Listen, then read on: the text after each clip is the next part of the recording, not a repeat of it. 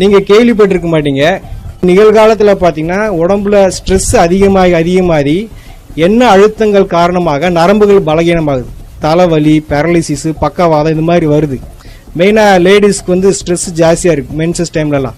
So இந்த மாதிரி இந்த நரம்புகளுடைய பலகீனம் உடம்புல பல விதத்தில் தெரியும். அந்த மாதிரி இருக்கிறப்போ கொத்தவரங்காய் இருக்கு இல்லைங்களா, ஒரு கொத்தவரங்காய் 10 கொத்தவரங்காயும் ஒரு முழு எலுமிச்சம்பழத்தையும் நல்லா ஜூஸ் போட்டு வடித்து குடித்தாங்க அப்படின்னா கொஞ்சம் கொஞ்சமாக நரம்பு தளர்ச்சி சரியாயிடும்.